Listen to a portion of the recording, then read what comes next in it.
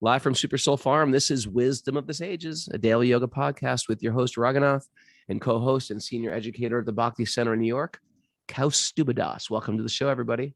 Kaustubha. Is that how you pronounce it in Sanskrit? Kaustubha? Kaustubha. Kaustubha.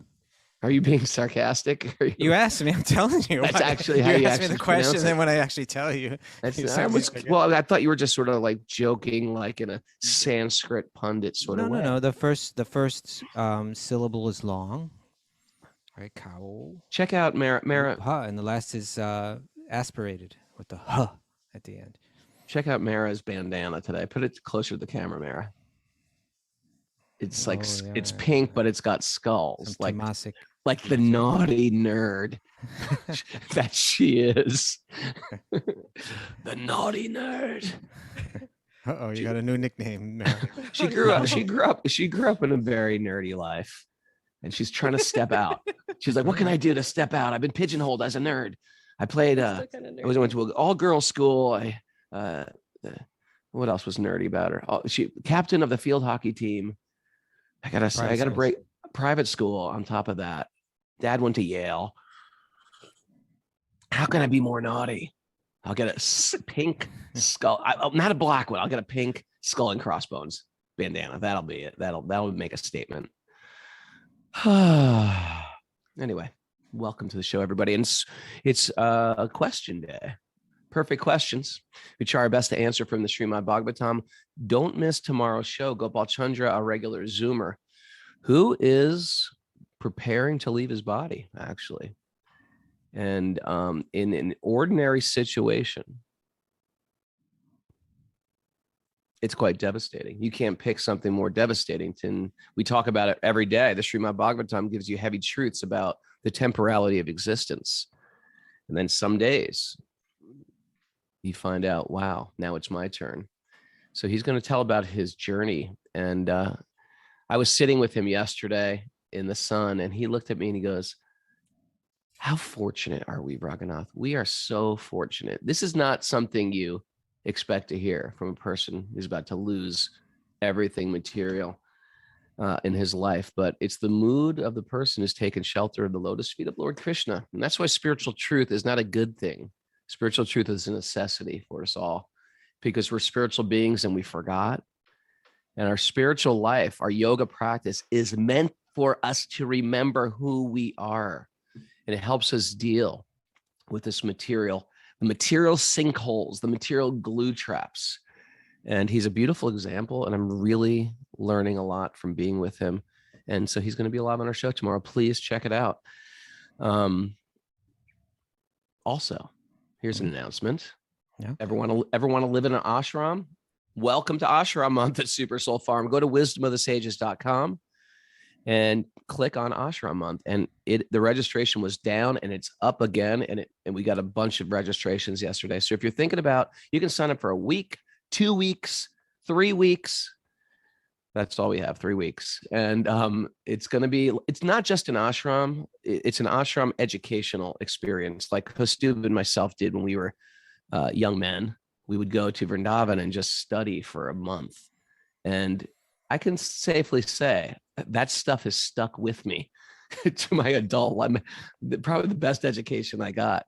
Sometimes living in the ashram, Kaustubha, you can vouch for me. There's a lot of like, ashrami stuff going on, but there's a lot of like, work and stuff during the day, and you don't get to study as much. So we try to model this after what we experienced as, in our young 20s.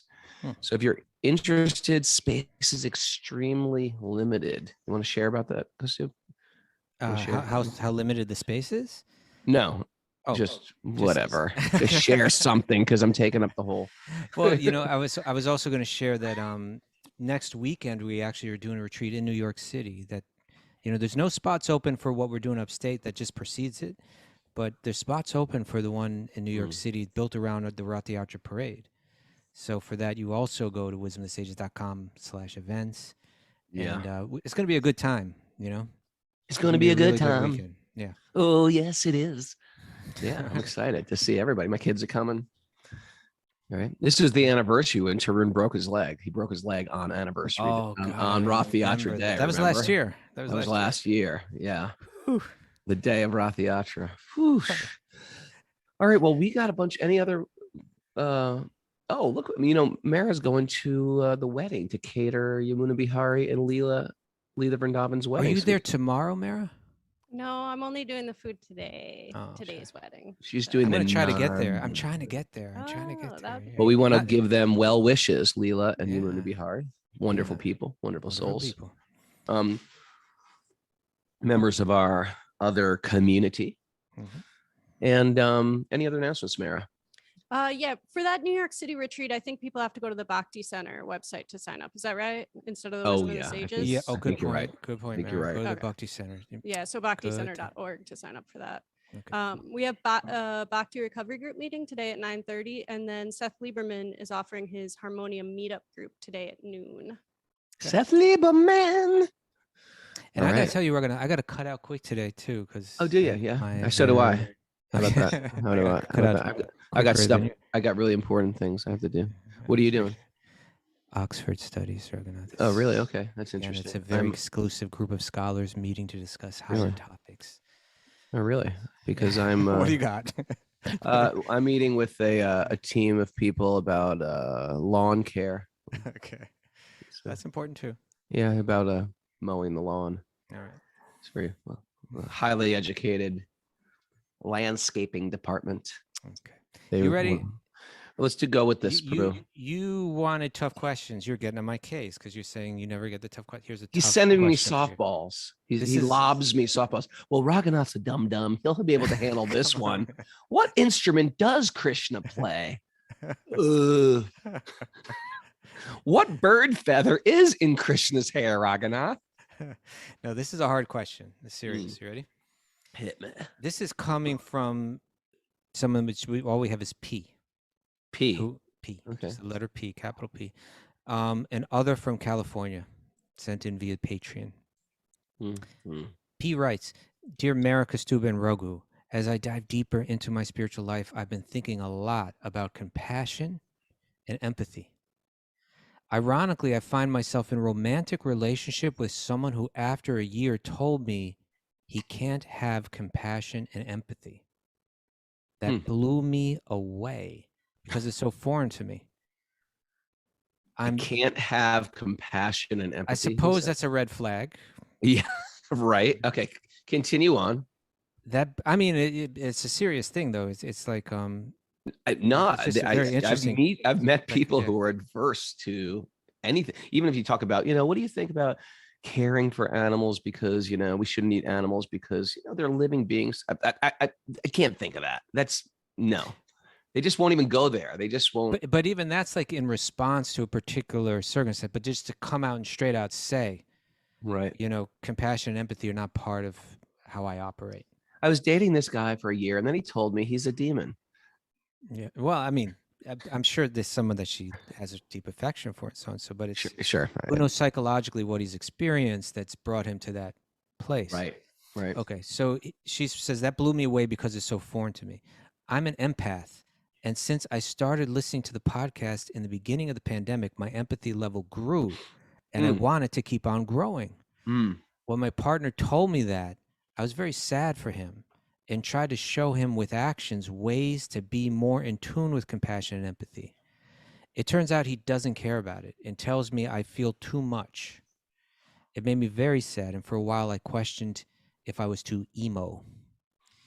The situation. I think I'm a little too emo. What do you think? I think I'm slightly too emo myself. Well, it's I guess it's not a question of being too emo or too. It's just how they're applied, I suppose, right?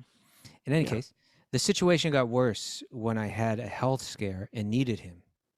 I couldn't rely on him, and it happened again and again. It made me understand that I can't help him. I have to help myself. How he does not want help with this. I am the one who needs to be with someone with empathy and compassion. It broke my heart because it feels like he's jumping off a cliff, and I chose to not jump with him. I've made my choice for a more compassionate life. There's still a long way to go, and that I want to go. So I ended the relationship. How can I help him? Here's the question, Raghunath. How can I help him? I suspect he is a narcissist, and I would like to help him and still be in each other's lives. The breakup has been very painful for me, but a life without empathy is like breathing underwater. We can't go on for too long. I'm curious about your opinion on this situation. Thank you for everything. So how can she help him? Wow. Is there a way? Well, the first thing I just want to comment on when he said, I can't be, what was that great quote? I can't. Let me see. I can't have compassion and empathy. Yeah, which means you don't want to have compassion and empathy. Just like if my kids say, I can't clean my room. It just means you don't want to clean your room, right? I can't have compassion. Is it possible psychologically he's been scarred in such a way or something like that he just doesn't, thinking like that is just totally foreign to him? Well, I'm no psychologist. I know what people think I am because of my glasses, perhaps. But it's just that people can choose what they want to do or what they don't want to do. And if Pearson, I can't not eat meat. I can't not be compassionate. I can't stop drinking alcohol. The language that we say again and again can either help us or free us. So you got to be careful what comes out of your mouth, because we're anchoring ourselves to these ideas and thus like sort of creating ourselves by our words. I think it's great when people do decide to change, but some people, first of all, can't see the need for it, and therefore just choose not to. And I think you did the great thing. And it's a similar thing with alcoholism. You can see a person acting like an alcoholic. They are drinking hard liquor every morning before 10 o'clock, or their life has become unmanageable or reckless, and they're stepping on everybody's toes, and it's affecting everybody around them that loves them. If you confront them and say, hey, dude, you got to do something. We all love you here, but you're an alcoholic. And if they say, no, I'm not, you can't help them. The material world has to teach them lessons, and that's just part of material existence. The material world is designed to cut our false ego. And once you start practicing on a spiritual path, we surrender that false ego. We say, this ego is not mine. Use this ego. Take away this big ego. It's based in illusion. It's based on a false conception of what I am. So you take, my Lord, you take this ego and you refine it. You don't get rid of it. That's part of having a body, but you refine it to move how it's supposed to move in this world. You make it part of my real ego. There's a real self with real desires and real behaviors and real wants. And it's actually connected to spirit, because we are actually spiritual beings. But when it's divorced from spirit, then I see the ego as something separate from God. And I see the self as something separate than God. And we try to and narcissism is the deep system of it, symptom of it. So there's a way to deal with narcissism, but you want to have to deal with it. And if you don't deal with it, that's okay. Life is a very long journey. And sometimes you can be on a long journey. Suppose I want to go to the Grand Canyon, but I'm heading towards Florida. It's going to take a long time to get there. And some people evolutionary, what's the word? Some people are just like further along in a spiritual evolutionary process. They're very sensitive at a young age, or they're very thoughtful, or they're deep, they're deep thinkers. They don't have a lot of bad habits, and they're not attracted to bad habits. And sometimes there's people, myself included, that are a mercy case. Mercy case means we're not qualified in any way to be spiritual, but we've had people come into our life and touch our heart and sort of like, pull the lever where the train was heading south, and they're sitting in that little booth, and they pull the lever, and now the train, which was going full speed ahead south, is now, heading towards north. So sometimes people step into our lives, and even though we don't want to hear it, they touch our heart in a deep way and changes the trajectory of where we're going. So people sometimes just have to, you can't change people. We change ourselves. And if people like really respect us, then you could be that example for them. But people have to also be what they can be. And there's a lot of other people that are going to want to hear what you have to say. You know, when I was a young brahmachari, I used to sometimes set up a book table in the middle of a city street for Bhagavad Gitas. And then there's some people, and I like to, debate things and stuff like that. And there's some people who are like really interested in spiritual life. And then you'll get a person who, like a fundamentalist of any religion, say a fundamentalist Christian, and they just want to like try to debate you and defeat you and stuff like that. And your guru told me, don't waste your time with these people, because they don't want to hear this stuff. They want to try to defeat you, and we're not in the business of trying to defeat people. If they're set in their ways on a Christian path, good for them, but there's people who are just not interested whatsoever, and they're rude and they're cruel, and they say, hey, you freak, you're a stupid whatever. It's okay. But there's people who actually, books of wisdom, this sounds interesting. There's a lot of people who do want your help. P, the other from California. And so give this person some love, but there's some people who are much more ripe for it too. The thing is, you're still attached to this person because you're maybe emotionally and physically attached, understandably. But I think you made a good choice. How was that for an answer? Good. It was a tough question. I gave you a particularly tough question. It wasn't that tough. No, that was a very tough question. What are you talking about? It wasn't that tough. Well, maybe what not kind for of you. feather? What kind of bird feather does Krishna put in his hair? Okay, Kaustubha, you ready? Yeah, I'm ready. What is a peacock? We should have a Krishna conscious Jeopardy. I'll take Vaishnavacharyas for 300. All right.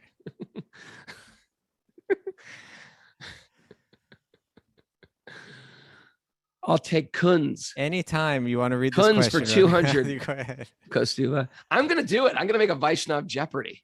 Okay. That would be so fun, wouldn't it? Let's do it at the Wisdom of the Sages retreat. Let's the 4th of July one. Who's into? Put it on the board, people. Vaishnav Jeopardy. You into it? Put it on the board. Give me some feedback. Everybody's into it until they have to actually play it, and then people start to. That's where I got Rachel last year. Where's Rachel Manalis? We had fun. Okay. Haribol, Wisdom of the Sages team. Who is this speaking? This is Bhakti Stal, your old friend. That's my old friend. That's right. I spoke to his brother yesterday. Really? Yeah. Wow. He's a cool guy. Yeah. In the Vedic histories, we often hear of the great wealth and power concentrated around the Brahmanas and the Kshatriyas. This often reminds me of feudal times where wealth and power were focused around the church and the feudal kings or lords. Even now, our supposed democratic meritocracy is made up of dynasties who carefully guard their wealth and power and keep the vast majority in a serf-like state of paid slavery. Like, look at Mara. She's slaving away in the kitchen. Can you please explain the flow of wealth and power within the Varnasrama system and how it is different from historical and modern feudalism? Thanks again for your wonderful presentation of Wisdom of the Sages, the Bhagavatam, your deep analysis, and for not shying away from exploring some of the more difficult to digest themes. These guys they're living in Australia, right? Yes. Yeah, they're sweet. He was really, his brother's name's Rameshwar, right? Correct. I wasn't friends with those guys so well, but I was, because I spent 6 months in Germany. Oh, okay. And they were in Germany. Yeah, and we all became close friends.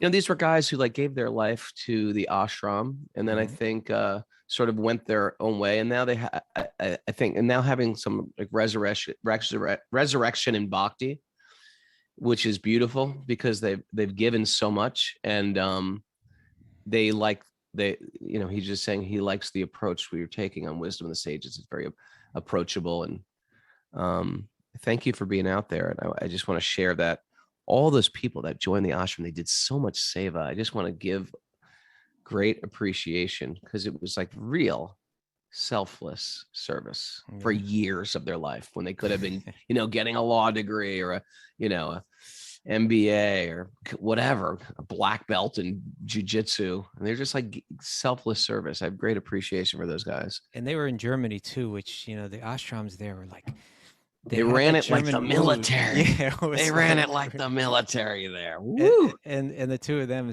especially Bhagavatsal, was just like cracking jokes like left and right. It was like he was somehow he blended right in and worked well within it, but at the same time he was very unique in that world. Yeah. Okay. Yeah. So he's asking about the way that we hear about the social structure in these books like Bhagavatam and how that relates to, I guess, serfdom as it was, I suppose, in previous ages, as well as what he's calling like a modern type of serfdom. And so, I'm no quite frankly, what I know about the social structure in Bhagavatam, it's stuff that I pick up here and there, but I certainly don't consider myself deeply learned on it. What to speak of more modern, models of social models. But, I do have some thoughts on it, so I'll share them. Now, you see, Raghu, Mara's not a serf because she's actually a business owner, right? She's got the serfs working for her. Oh, I understand. She's the 1%. But actually, seriously, I mean that. In other words, this is how I understand the social structure presented in Bhagavatam. And I'll go ahead and say it straight out because we always got to be aware of the triggers and so on. But what we're describing here is something called Varnasrama Dharma, a very ancient social idea that has been warped, has been abused, has been used as a tool of oppression in the name of, casteism. You say that? The caste system, right? Yes. Which is, I would call that like a warped presentation of it that misses out on some of the essential principles. Right. So anything can be misused and abused and so on. But I believe that there is a brilliance behind Varnashram Dharma and that we can even today take principles from it and apply it in our own lives. By the way, Western culture, a lot of colonists of India, they've tried to criticize India for this system. But Kaustubha is about to present what it's supposed to be in its pure form. They try to paint India out to be backwards and, behind the times. And this is so horrible how they do it. It's actually quite brilliant. Okay. Continue. So the idea is that there are 3 levels of leaders. And if you are a leader, then you have to go through training, especially ethical training, right? And that's where you get the thread, right? Like they call it twice born. That you go through an ethical training, a very substantial type of ethical training, and then you can take that role as a leader. And the 3 types of leaders there's an economic leader. I'm trying to think of the right word, but like there's the leader that's entrusted with maintaining law and order. So like they're governing, right, or ruling. You could call them rulers in a sense. And then there's like the spiritual leadership. And the idea is that the spiritual leaders are people that they need to be uncorruptible because their advice and their insight is meant to guide the other 2 leaders, the economic leaders and the law and order. That was well said, by the way. They have to be the priestly leaders that we were talking about in a feudal system have to be uncorruptible. So how are they uncorruptible? It means that and you see what makes each of these leaders a leader is that nobody is giving them a paycheck. They're all, in a sense, independent. And if you are a person that works for someone else, then you are in the 4th category, which is called Shudra, right? So there's Shudra, Vaishya are the economic leaders, Kshatriya are like the rulers, and Brahmanas are the spiritual leadership.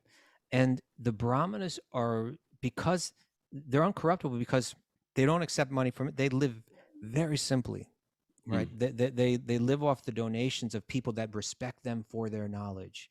People say, you're living the right life. You're the knowledge that you're spreading is essential. Here, take a donation. And they also, it means their faith has to be very strong, that they're willing to live that way and accept whatever comes their way. But because their knowledge is so deep, because they've cultivated simplicity, they're happy under those, they're happy living in a hut, that's Happy fine. living in a hut. And then they can come out and speak the truth and without anybody influencing them. Now, the Vaishyas, the economic leaders, they're the leaders because they're the business owners and they employ others. They're not employed by someone else, right? They go out and they have that entrepreneurship, they have that drive, and they go out and they create some kind of business and people work for them, right? Now, that's a leader, right? And the idea in Varnashram Dharma is that leader needs to be trained ethically. It should be understood by them as well as by the broader society exactly what their duties are. And really like an idea of how do we measure their success, right? Now, in the world that we live in today, and also like the previous, I suppose, serfdoms, of whatever 500 or 700, 800 years ago or something like that. Well, at least let me speak for today. What we see a lot of is people are considered successful in business when they make a lot of money. Right? That's like the measure of success. Yeah. And they may, and that business leader may be their ethic, right? Like that may be their own litmus test. Like I think of my own value in terms of how much I own, how much wealth I have. Whereas the ethical training from the Brahmanas, these people that they know that happiness is an internal thing because they've cultivated deep spirituality. They're advised, and the etiquette in the culture is that knowledge and renunciation of the Brahmana is always respected. So when the Vaishya speaks to the Brahmana, they approach them with respect, and the Brahmana is like the teacher, and the Brahmana is helping them understand, through their training before, they have to go through the training before they can even take that role, and what to speak of continually, like throughout, advising them as they're leading, that your success comes in terms of how you care for your workers and how you care for society. How charitable you are has much more to do with your success than how much you make. And so that message of like, I'm a business owner, my responsibility is to see to it that my workers have all that they need so that they can live a healthy, happy, and ideally deeply spiritual life. Right? I'm not going to try to squeeze so much out of them. I'm not going to maximize my profits At their expense. Exactly. Yeah. I'm not going to, legally I can get away with it, right? Offering them as few rights as possible. This is why we have like labor unions, because like the serfs, the workers, the Shudras are saying, I work all day, I work 40 hours a week and I don't have enough to live off of. Now I have to go work another job on top of it. This is getting ridiculous. We're all going to walk out unless we get paid some more, and meanwhile, you've got your yacht and you've got tons of money in the bank and we're all suffering here, so like that ethic is missing today. And that's what I think Bhaktivatsal is speaking about when he talks about like a modern kind of serfdom, right? I've got a master. I've got to please that man. I don't even know the master, right? Like I know like, down the line, I'm dealing with some manager for some corporation that's, like got its, shops in like a million different places or whatever. And then I'm speaking, I can't even speak to the business owner, and they're creating these really oppressive kind of circumstances, and I can't find another job and I'm stuck here. So I do see that's the way. And I think that, so the answer to that from Varnashram Dharma is, it's really the answer.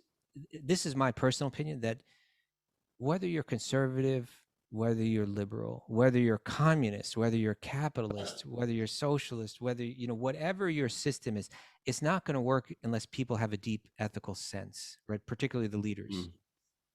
And if they do have that deep ethical sense, almost any of those models will work, because you have someone that cares, a person that cares, that's leading. And so the idea was that the economic leaders would have that idea of, I need to care for my workers. That's my success. I need to be charitable. I need to give. Now we talk, it's a big, in the United States, it's a big issue that we see, like those highest leaders, right? Those highest economic leaders have an incredibly high percentage of the wealth, but they don't pay taxes. And everybody's like, well, hold it here, It's like, and then the argument is, well, because if we tax them, then they're just going to take their business somewhere else, right? They're going to take it to another country, right? And so there's no ethic there. There's no. They're thinking, if I can get away with it, and these people already have so much more money than they even know what to do with, right? But that somehow that ethical idea is missing. It's not missing in all of them. There are, certain business owners and stuff that do take care of their. I remember before we were was in the Sages, we were at Super Soul Sacred Sangha, and we had Sachi on, from who has his own business. How many workers does he have? I don't know, 100. Yeah, maybe he's got like 100 workers. Employees. That's a Vaishya, right? Like he's got his own business. Actually, Raghunath started the business, right? I started the business, but you didn't have the Vaishya. Like I just hate business. Yeah. I hate business. Yeah. So you're not a Vaishya. So he took the same business and like he blew it up, right? Because he's got that drive and he's got that aptitude and so on. But he's also through his. I mean, he may have even had it before he became a devotee. He may have just been like kind of raised that way. But certainly, it's informed by his devotional practice. The idea that I really need to take good care of all my workers, and he really, I think, even didn't a newspaper in Albany up there do an article on him? Like, I don't know, but he does take care of all his employees. And they did a whole newspaper article on him, like just how well, So that's, if we lived in that world, people would live comfortable enough so that there wouldn't be all this social tension, and people could practice spirituality with peaceful minds. Yeah. So that's the economic leader, and then like the ruler. You know how I understand the Kshatriya or the rulers, Raghunath? How? Is this kind of like nowadays we have these democratic elections and so on. Right. If you look at Mahabharata, remember in Mahabharata where before the big battle, that Krishna is sent to, I think it was when Krishna was sent, that the Pandavas, Yudhishthira instructs him to say, if he's not willing to divide the kingdom and give us half the kingdom, then at least give us something to rule. 5 villages. We'll take 5 villages. Now, at the very least, 5 villages. Now, why is that? Why did he say we need at least 5 villages? Because these 5 brothers, it's part of their dharma to lead. Yes. And they need to live. They need to do their duties in this world. Right.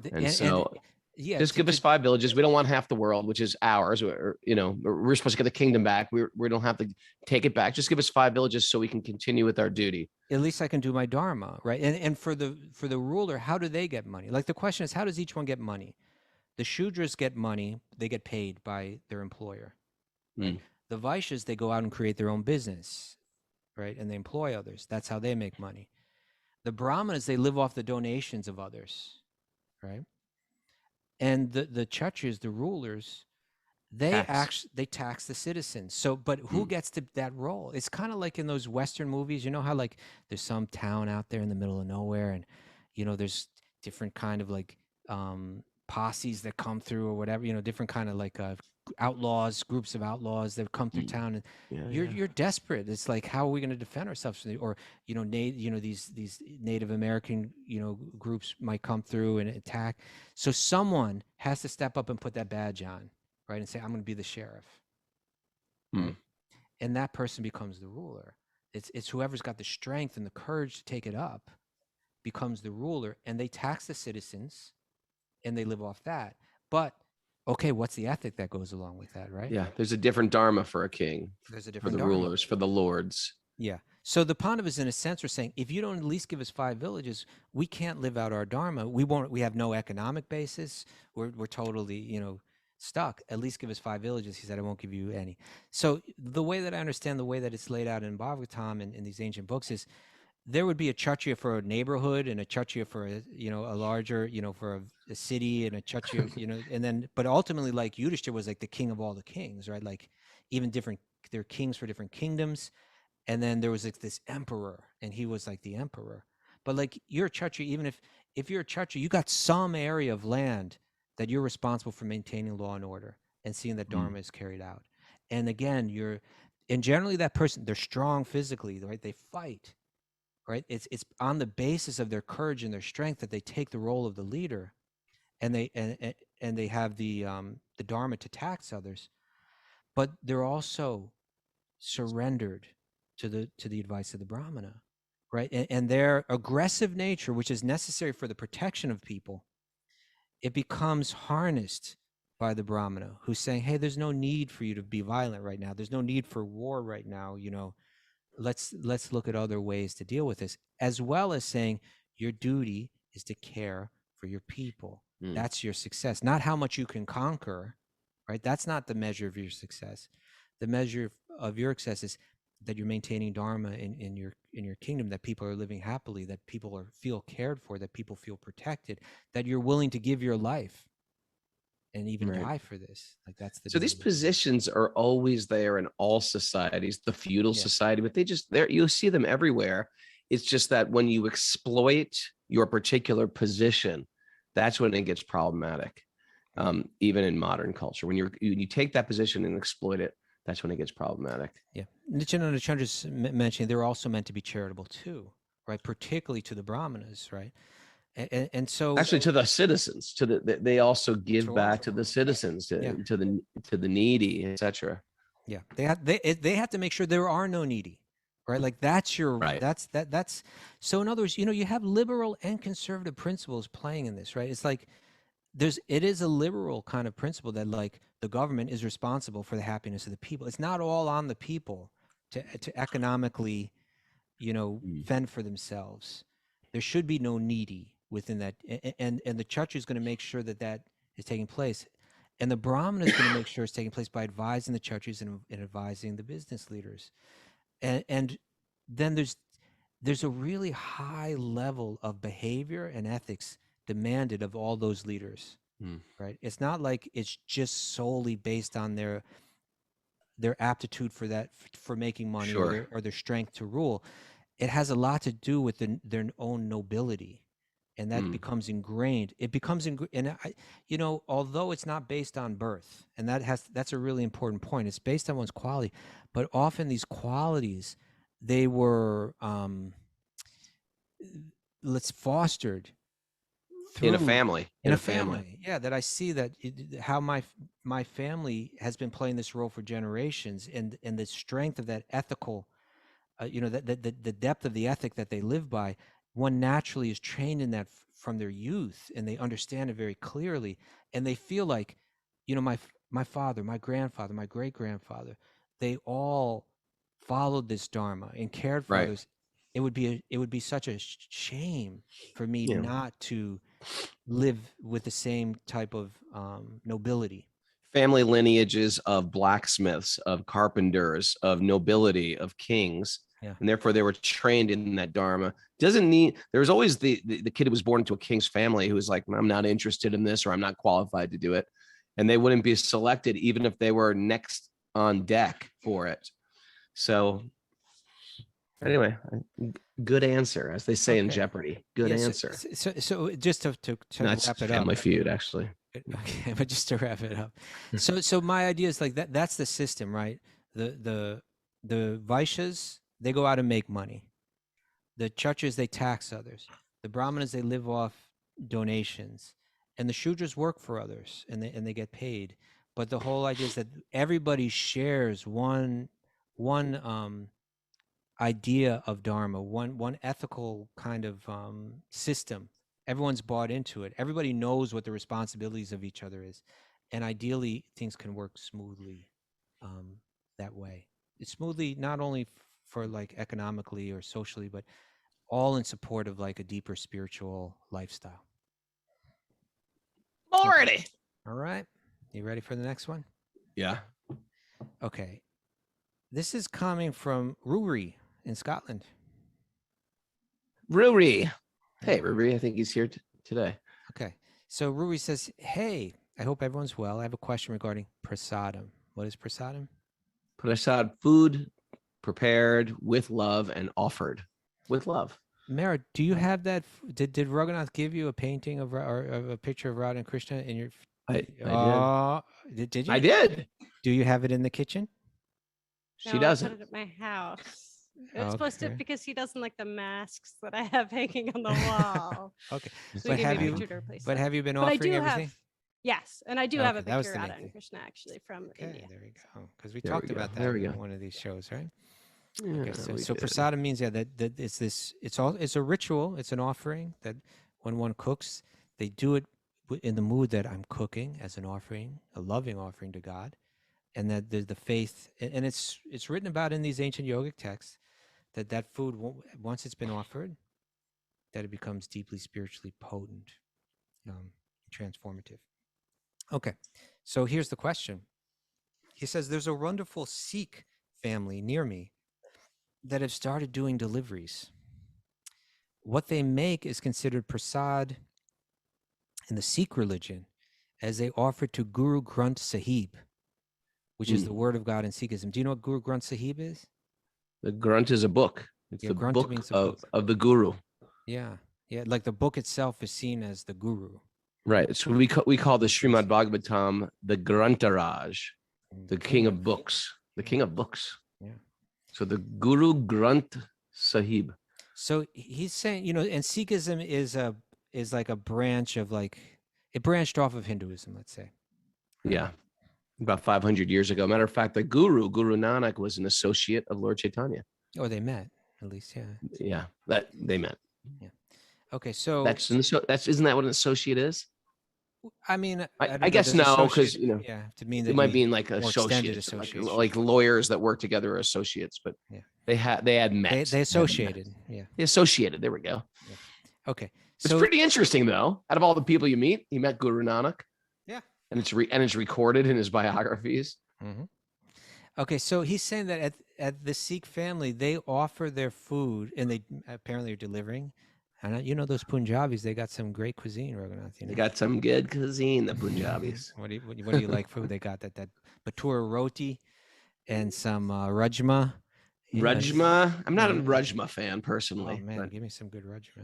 I miss India. I'm ready.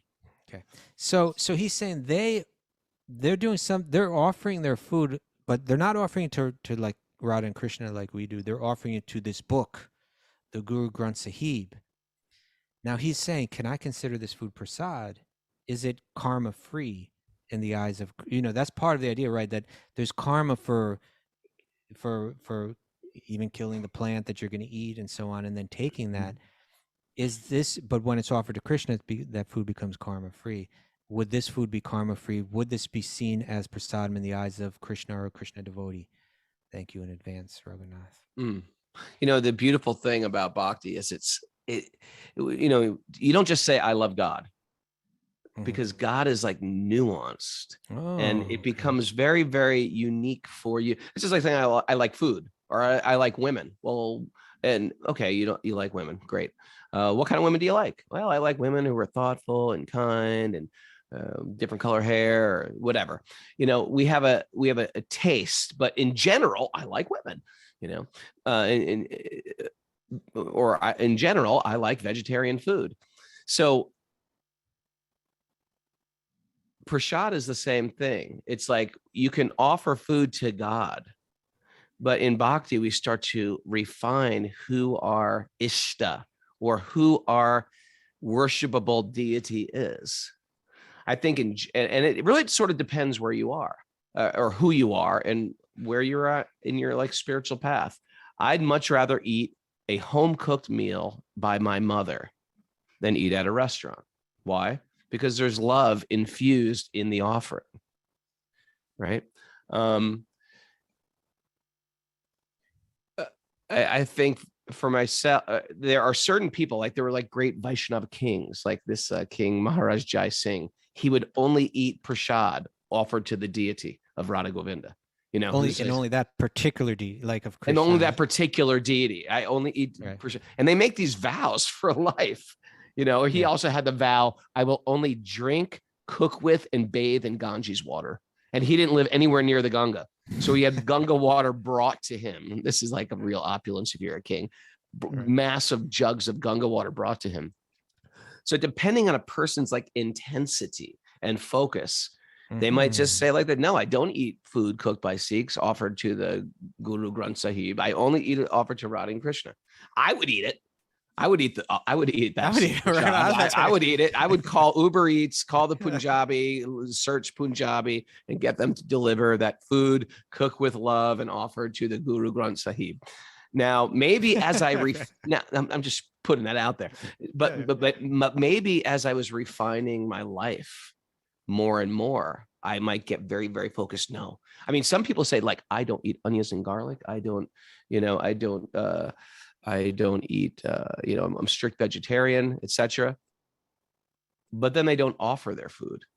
You know what I mean? So it's like the purpose of it is we want to eat love. We want to eat that food offered with love, prepared with love.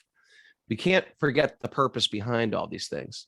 So I think it really depends on, there's a gradation. There's different gradations and there's certain focuses right now. You know, and part of my conversations with Gopal Chandra is like, he's got his last months to live. You know what I mean? And we're just talking every day. Now we're getting very, very focused. We're just like reading the Bhagavatam. We have very little small talk and then just go right into the Bhagavatam, you know, and then try to like see how that relates to our lives and stuff like that. So, yeah, there's different focuses and different times of your life and different inspirations. You can't fake stuff either. Some people are just very focused from the beginning. I will only eat prasad offered to Radha and Krishna. And some people are just like, I just want to say a blessing over my food and appreciate that God made this food. You know, How about that? That was a very nuanced answer you gave. It's a very nuanced. I'm a very nuanced man. You are. Okay. We got time for one more? Yeah, we do for you. This is from. Oh, good luck with that, Raghunath. Bjorgida. I have a question as well from Sydney, Australia via email. If you want to send us an email with a question, well, we're going to get to it. You got to go to wisdomofthesages108@gmail.com. Wisdomofthesages108@gmail.com. I have a question as well, if I may. On one of your recent episodes, you were talking about how the earth is a being as well. I think you said the earth goddess. Now, does that mean we've been planets as well at some point on our journeys? As in planet beings, goddesses? That's a good one. That's the question. Well, you know, that's the kind of question where it's like, you know, of course, there's this famous verse in the Gita where Krishna said, Arjuna, you know, this path of yoga, I explained it to the sun god, right? Vivishvan, he explained it to his son, Ishvaku, and they passed this down in the Guru Parampara, right? This was handed down from guru to disciple. And then Arjuna says, well, now hold it, you know, like you were born like not so, like you were my age, right? The god of the sun existed like, you know, thousands and thousands of years ago. How am I supposed to understand that you instructed this to the sun god? And then Krishna says, many, many births, both you and I have passed. I can remember all of them, but you cannot, O subduer the enemy, right? So we can't remember our past births. I don't know if I've been a planet. I don't know if I've been a goddess. I think you were probably a planet. I was probably a planet. There's a lot of planets out there, right? Yeah. You know, there's a lot of planets.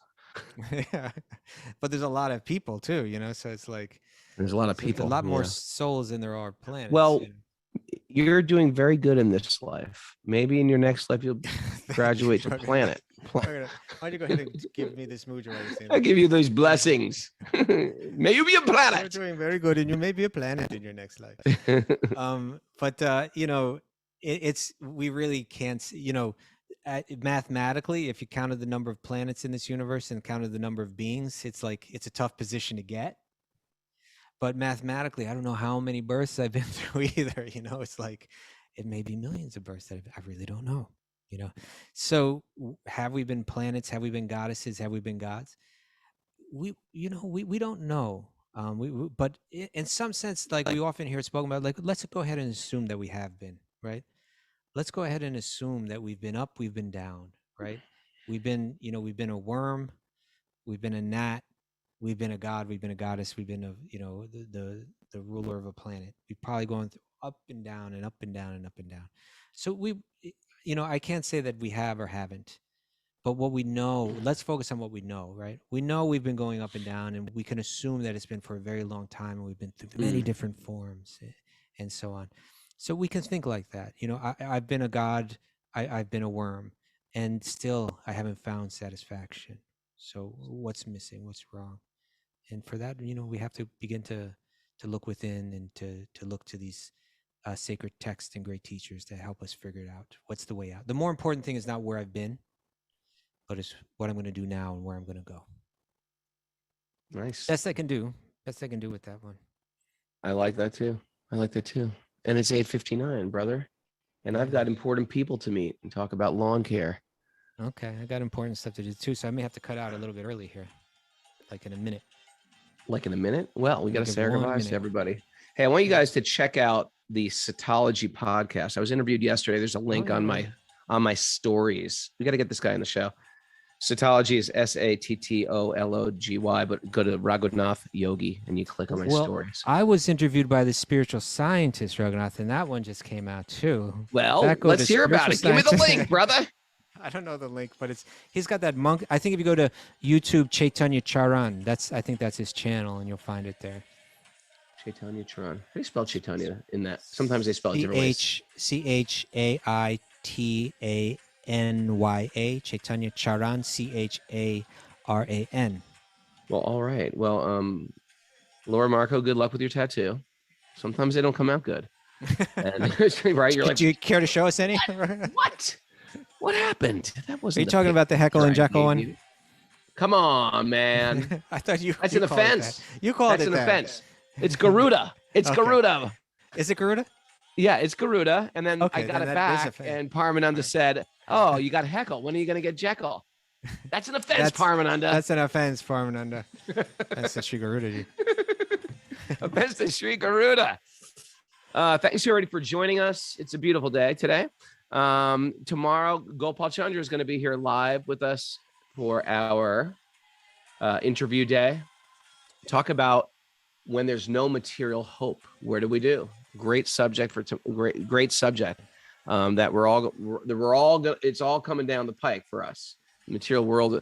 Anyway, it's a beautiful day. It's going to be a great day. Look, Kaustubha just left his mic just there dangling. Wow. I'm completely inappropriate. Thanks everybody for joining us. If you like what we're doing here, it's Wisdom of the Sages. No, patreon.com/Wisdom of the Sages. That's how you can support us. It's a community supported podcast. Isn't that good news? Any locals, contact me if you want to join us for paint day tomorrow. We're painting the Super Soul Farm. And we're excited to see all the others that are showing up and the Zoomers that are showing up for up to the farm Tuesday. Vivi's flying in, and Chapu's flying in, and Laura Marco's flying in, and Hannah Brinkhouse, I think, is driving in, and Kelly Skinner, and everybody. And then we're looking forward to seeing everybody in New York City too. So thanks everybody for letting us serve you.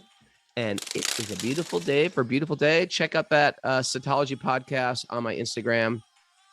Thanks, everybody. Howdy, Bo.